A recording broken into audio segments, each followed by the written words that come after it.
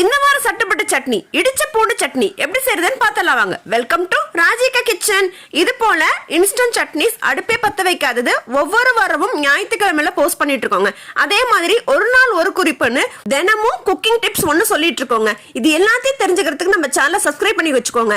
ஏற்கனவே போஸ்ட் பண்ணத பிளேலிஸ்ட செக்கும் பண்ணுங்க. இந்த வாரம் சண்டே இன்ஸ்டன்ட் சட்னி செய்யறதுக்கு இடிச்ச பூண்டு ஒரு பூண்டை ஃபுல்லா தோல் உரிச்சிட்டு இடிச்சு வச்சிருக்கேன். கருவேப்பிலை ஒரு 10 அதையும் இடிச்சு வச்சிருக்கேன். தேவையான அளவு உப்பு, சாம்பார் பொடி ஆல் இன் ஒன் சாம்பார் பொடி நம்ம ஆல்ரெடி போஸ்ட் பண்ணிருக்கோம். அத லிங்க் டிஸ்கிரிப்ஷன் பாக்ஸ்ல கொடுக்குறேன். அந்த பவுடர் யூஸ் பண்ணீங்கன்னா உடனே சட்னியை சாப்பிடலாம். இல்ல நான் நார்மலா எங்க வீட்ல இருக்க சாம்பார் பொடி யூஸ் பண்றேன் அப்படின்னா இதை செஞ்சு வச்சிருந்து அடுத்த நாள் சாப்பிட்டு பாருங்க, ருசி அட்டகாசமா இருக்குங்க. இப்போ எல்லாத்தையும் மிக்ஸ் பண்ணி வச்சிருக்கோம். நல்லெண்ணெய நல்லா சூடு பண்ணிடுங்க. புகை வர அளவுக்கு சூடு பண்ணிட்டு இந்த மிக்ஸ் பண்ணி வச்சிருக்கிறதுல எடுத்து ஊத்துங்க.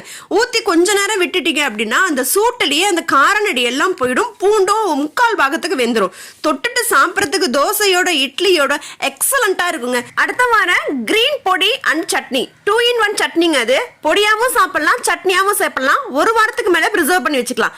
அடுத்த வாரம் இன்ஸ்டன்ட் சட்னில பாக்குறேன். அது வரைக்கும்